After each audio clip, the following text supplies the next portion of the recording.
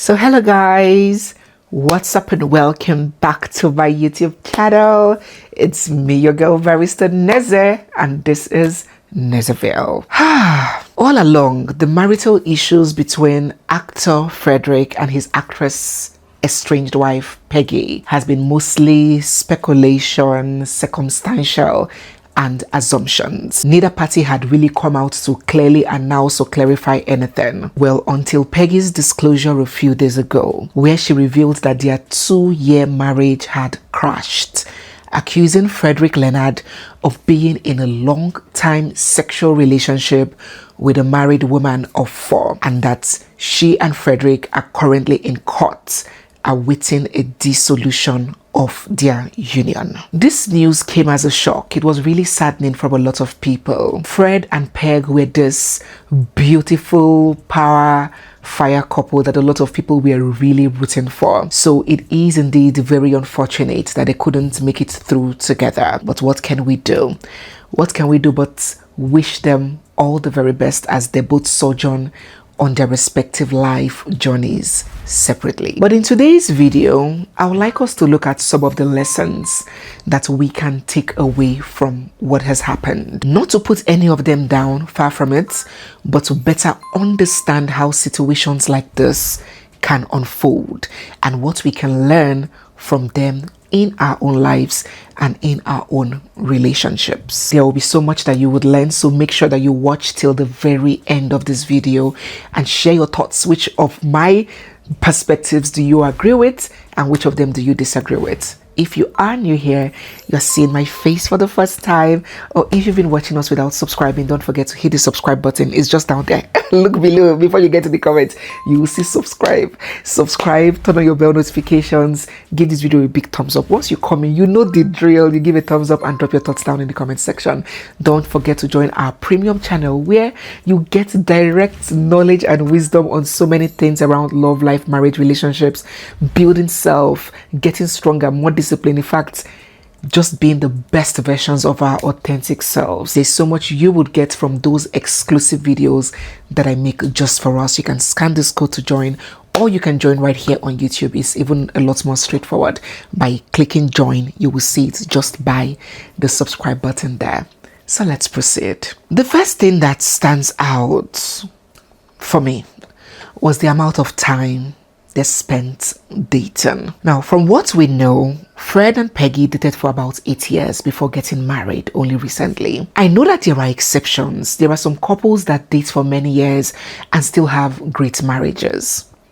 But generally speaking, when two mature adults know what they want and are in a good position to marry, extremely long courtships should raise some questions. Now, we're not talking about two teenagers trying to figure life out. Remember that when we spoke about Temi Otedola and Mr. Easy, and we spoke about how they dated for long, everybody agreed that they started dating when they were really young, 2021. So that long dating could be permissible. There are circumstances where such things can be permissible. But it's not like in this case, we're talking about two high school sweethearts, or maybe a situation where the boy is one small boy that just graduated from university trying to find a job. Fred and Peggy were grown as adults. We're also not talking about a situation of a man who was struggling financially, trying to find a bearing, does not have his life together. These two were not babies. There are plenty of conflicting data about their age, but the most of the reports pegs Frederick to be about 50 and Peggy to be about 40. So naturally, one should begin to wonder, why such a protracted dating period? Why the delay, really? I'll tell you something for free. Listen, men are generally more decisive than we give them credit for. Let me paint a scenario to you, because you know I love painting practical scenarios. A man and a woman are going out. The man walks into his closet and already knows what he wants to put on. He picks it up, throws it on, and he's ready. The woman, she had something in mind, but she wore it and didn't like it again. And she may change outfits 5 times until she finally arrives at what she wants to put on. Scenario 2. A man may want to have a haircut. He goes to the salon and tells the barber exactly what haircut he wants. A woman, for example, can have a style of braid in mind when she wants to make her hair. On our way to the salon, we might scroll Instagram and see another style and change our mind. And then we might get to the salon and see a freshly done hairstyle, another hairstyle of another woman, and we may want that one. Are you understanding? Okay, let me give us the last scenario. A man and a woman are going to a restaurant to eat. Before they get there, the man already knows what he wants to eat. And he gets there and orders it. A woman can keep the waiter, the staff, standing there for 15 minutes while she decides what she wants to eat. And I kid you not, when she makes her choice, even after keeping the man waiting for 15 minutes, her eyes will still be choking on her man's food. She would even take a spoon and start picking from it. Aren't we annoying? Now, this doesn't make us less intelligent, but just as I always explain to you, the way a woman's brain functions and the way a man's brain works are too different. And understanding relationships begin with understanding those differences. So while our brains as women functions like this, millions of multi flashes, this is how our brain functions as women. We are thinking, analyzing, anticipating too many things at once. So making decisions may not be straightforward for us. A man's brain processes like this.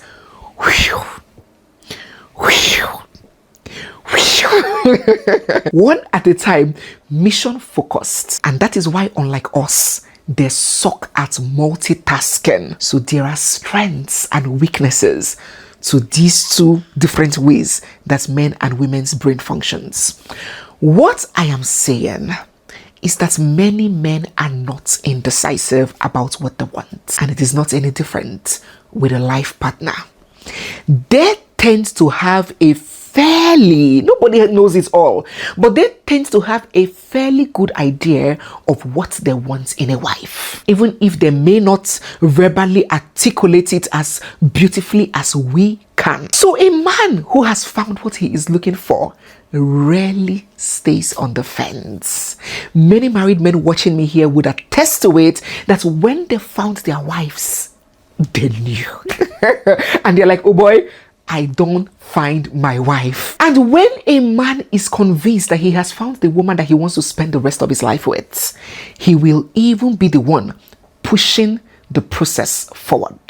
He will be the one introducing you to his family, making plans, raising discussions about the future, trying to lock things down. He does not want to lose you. He does, because he sees that thing that he saw, other people too will see it. He doesn't want another man to come and run him streets, so he want to lock it up quickly. As I mentioned, there will be exceptions. There are exceptions of maybe the man is very young, age, financial situation. There could be attachment issues from trauma and all of these things.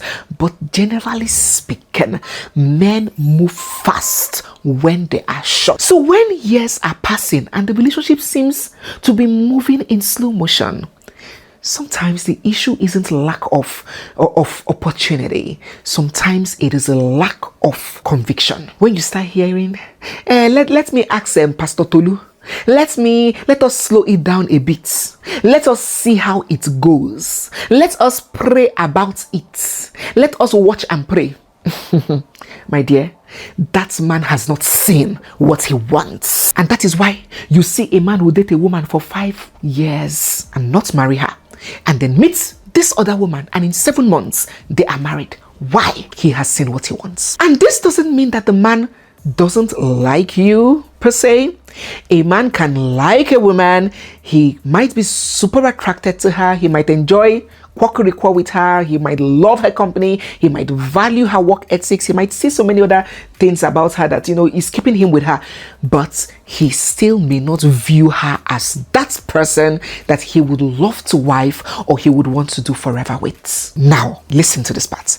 Can such a man still marry you eventually? Yes, he can marry you. But that marriage will be more out of pressure and pity than a wholehearted conviction and decision.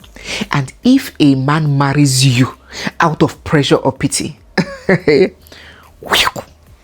my dear, you will hear it. Ask Uncle Frank Edoho. You heard what he said. That man may never be satisfied with whatever you do because you are simply not his choice. Just look at this case in question. Do you know that even if Frederick did this thing that Peggy is accusing him of doing, if Frederick cheated, if Frederick really wants his wife back, if he wanted Peggy back, there is a way that he will handle this whole thing and do everything under the surface of the earth and fight for his marriage and fight not to lose that woman. And you will see that at the end of the day, there is a high chance that that woman will forgive, may forgive, when she sees the level of the man's repentance and effort and the level of his commitment. I've heard so many men say, after all, a whole Beyonce, Jay-Z cheated on Beyonce. Yes, he did. But do you know the parts of what he did on the journey of restitution? Go and read, go and research. Do you know what he did to ensure that he still kept that marriage and didn't lose her? Is it therapy? He humbled himself, submitted himself to therapy. Compulsory reflection. A whole multi-billionaire. If Jay-Z wanted another beautiful, successful woman, he could have gotten her. But he said it is this one or no one else. Multi-billionaire like Jay-Z, they will send him, oh yeah, go to the garden, go there, go and meditate for 30 minutes daily, so you can uncover what trauma made you cheat. Yeah, go and meditate, go for therapy, go for a couple retreats, go. He was doing everything. He did what it took. But in this case here, we heard Peggy say that it is Frederick that asked for the divorce. You saw her posts, and he's out there proudly posing around with a woman that he's accused of being the reason why the home broke. That is a man that is indifferent. Indifference is, putting it mildly, that is uninterested about that marriage. Do you know how unstoppable a man that wants something is? He will do whatever it takes. So none of us may really know all the private details of their relationship. So this is not an accusation against Fred. It is simply a lesson for women. If you are in a committed relationship, you know your expectations from that relationship, but you are met with very little progress. Don't just sit down there listening to what he says. Pay attention to what he wants. You do not have to spend forever asking WAEC and JAMB questions. What are we? Where is this leading to? Can you define and redefine? Information isn't only gotten from words, from answers to questions that we pose. Hesitation is information. Delay is information. Indecision is information. And as women, whether we like it or not, time matters. I'll tell you the truth. You know that I will tell you the truth, no matter how uncomfortable it sounds. People get upset whenever this is discussed, but reality doesn't care about our feelings, so we can be upset. Can a woman get married at 45? Absolutely. Can she find love, genuine love, at 45? Of course. Can she go ahead to build a beautiful life at 45? Without a doubt. But let us not pretend that the dating market offers a woman the same options at 45 that it offered her at 27 or 26. It doesn't. And that is just the reality. Is the same true for men? Well, maybe to some extent, but men generally have a longer window when it comes to marriage and forming families and all of that. So that is why we should more especially have to be more intentional about where we invest our time and give ourselves brain, especially if marriage is what we desire. It's not every woman that is dating for marriage, but if marriage is what you desire, or having children. 8 years is indeed a long time to spend waiting for clarity. Let us learn that from this story. And that brings me to the next point. The second lesson I think that we should take from this, especially we women, is to be very careful about moving in with a man and fully stepping into the role of wife before marriage. Especially again, if marriage is something you genuinely desire. If you don't desire marriage, you just want to have fun, boyfriend, girlfriend, you want to live your life, you don't want, by all means. But if marriage is something you desire, do not try that at home. Now, I wasn't quite surprised at all to learn that Peggy and Frederick were already living together for a long time, for years, as boyfriend and girlfriend. And I'm like, aha, now you are giving me the information. Little wonder. Why wouldn't he be so comfortable keeping her as girlfriend and as a girlfriend for almost a decade? For a period of time that is enough to start to have 2 BSCs. Ask yourself, common sense, why will anyone want to buy the cow when they are already getting unlimited supply of milk for free? I mean, if a man is already enjoying all the benefits and dividends of marriage, companionship, emotional support, domestic labor, uninterrupted supply of, and the stability of having a woman fully present and invested in his life, do you know that there is a certain kind of stability that, many women do not know the value? That's why God said, he who finds a wife has found a good thing. Men are good things too, but God didn't put it that way, because God knows that when a woman enters a man's life, there is the structure and stability that she comes with. His life takes form. So ask yourself, what incentive, what drive, what rush, what hurry is there for him to do the right thing and do it at the right time and get things moving to the next level, when you have already offered what is supposed to be offered, the privileges that should come from that union? You have already offered it on a platter as a girlfriend.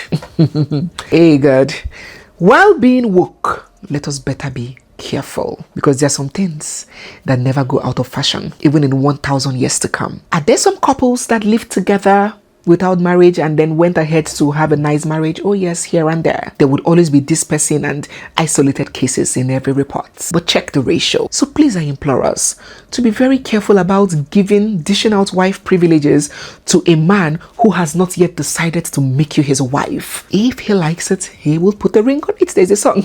If you like it, then he should put a ring on it. If he likes it, let him put a ring on it, because that arrangement creates comfort without commitment, and comfort can make it easier for an undecided man to remain in perpetual indecisiveness while wasting your precious time. Be careful. Thirdly, another lesson I think that we need to understand from this story, very important, is that it is not every man that is for every woman, and vice versa. There are some men who are extremely self-focused, highly ego-driven, egoistic, very aware of their status, their looks, or their success or influence. Men like Frederick Leonard. I remember watching his wedding videos, and he had this, fan that had Film Lord on it,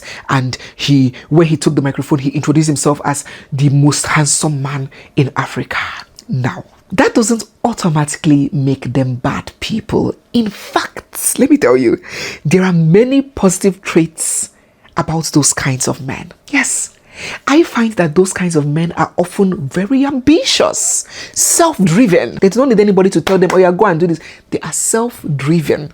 They are reliable, yes, dependable. They are charismatic. When they enter a place, they're in charge. They're very charismatic. They are protective. They can be generous. Yes, they are strong leaders, and they are very highly capable of providing. They pride themselves in their ability to provide, but they often thrive with a certain kind of woman. The women who tend to do well with such men that feel that they are God's absolute gift to modern earth, to God's great earth, are usually the silent women. Very accommodating, highly patient, not easily offended, no ego, not confrontational, willing to let things slide, even things that should be addressed, willing to let things slide.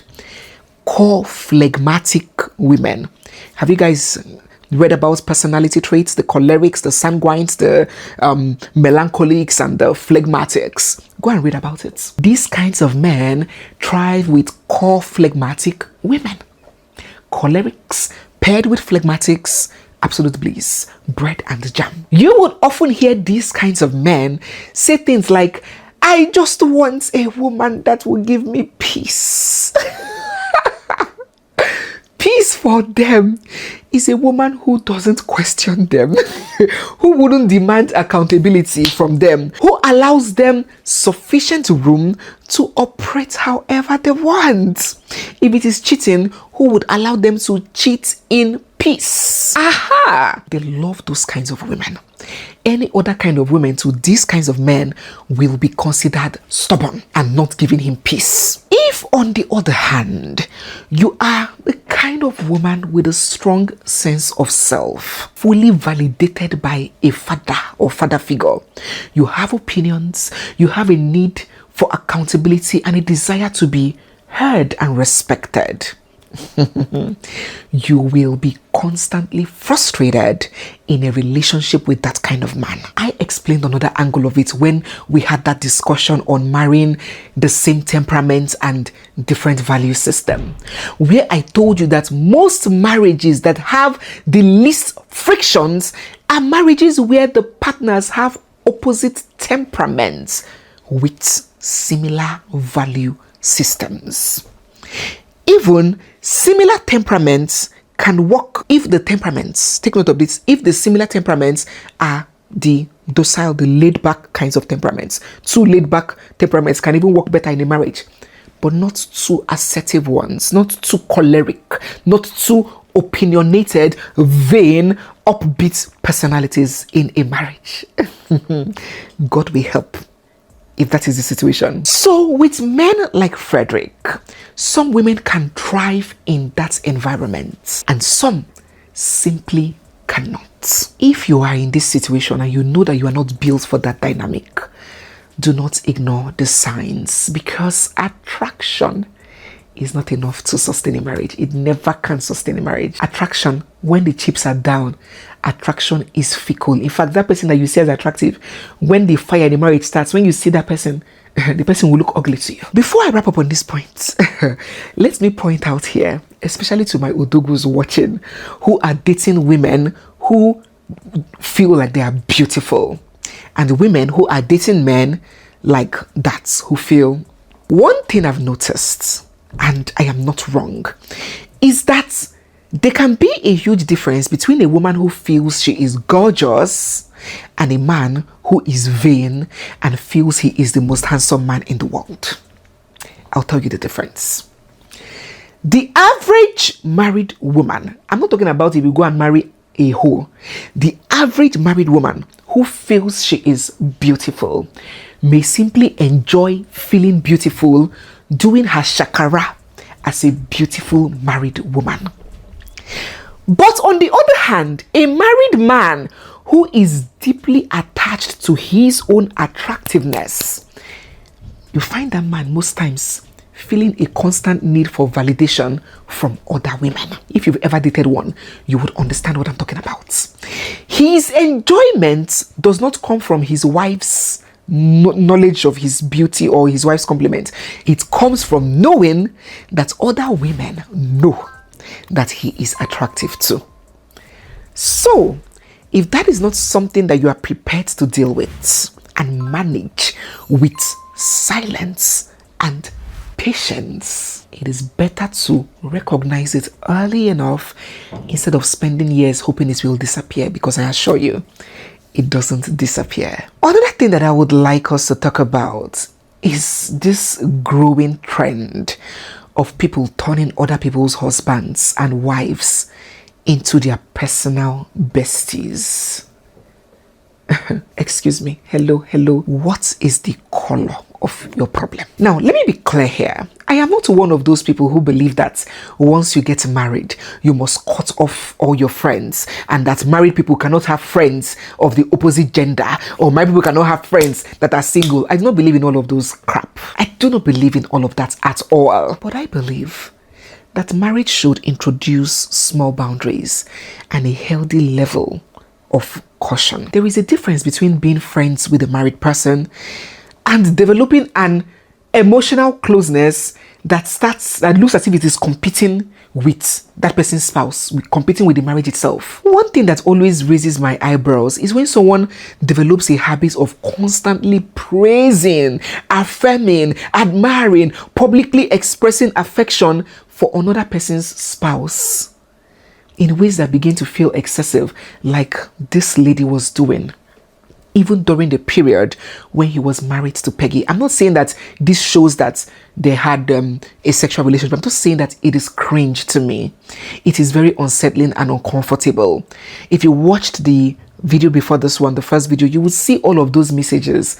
She was married then, and at some point, reading all of those things, someone may begin to wonder, please, why is this energy not being directed towards your own spouse? I'm not saying that every close friendship between a married person and a member of the opposite gender is always an affair.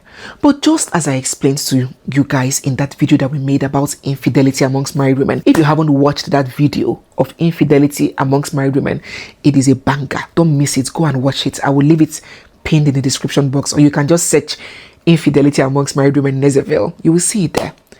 I explained to us that affairs for women hardly starts with them planning to have affairs, hardly starts with them dressing up one evening and going to the bar and saying today I'm looking for one man that I will take to my hotel room and sleep with. They mostly begin with friendship, with admiration, with constant communication, with emotional dependence, with gradual small erosion of boundaries. Ideally, a married person's closest friend should be their spouse.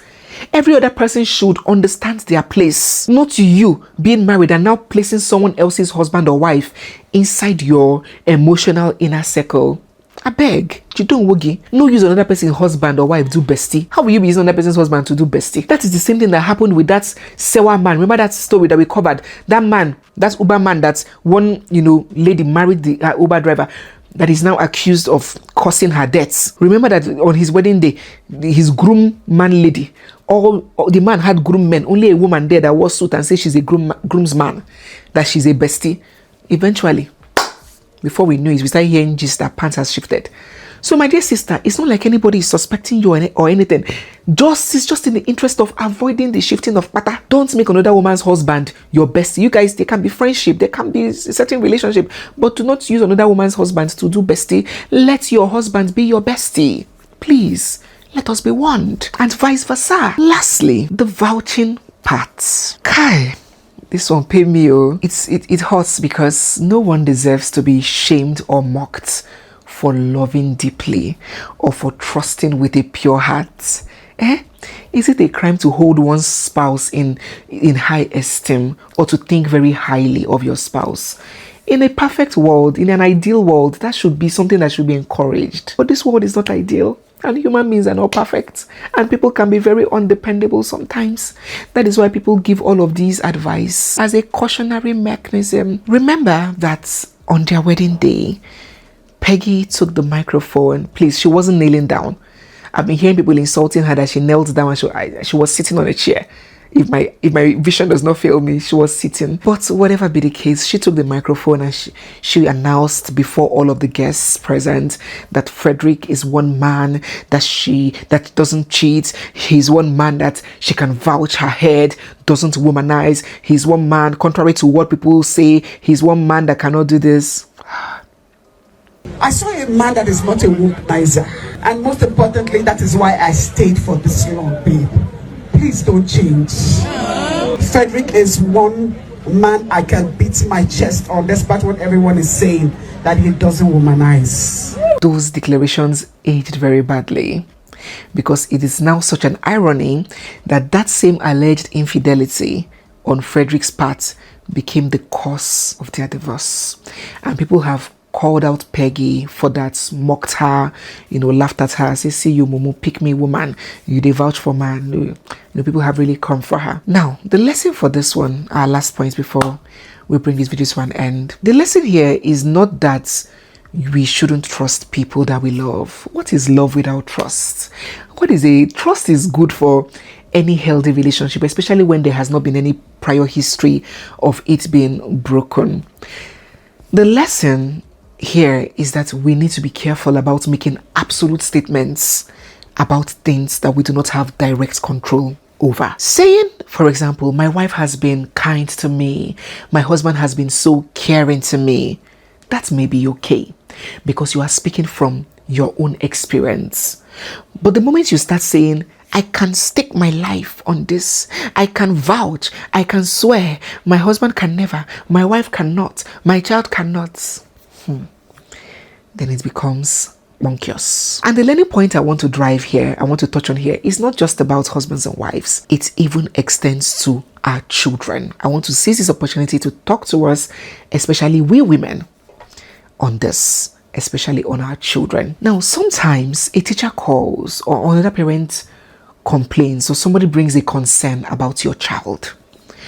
And before you can even gather facts, you're already breathing fire.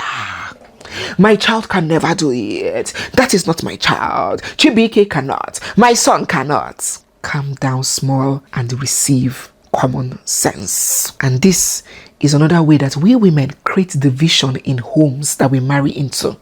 In family, we create enmity between cousins because you hear one report and you jump to vouch and defend your own child, my child, and scatter the home. Some of us watching me, did one or two things in the university that your father will swear with his life that you can never do. Am I lying? Some of us here have smoked.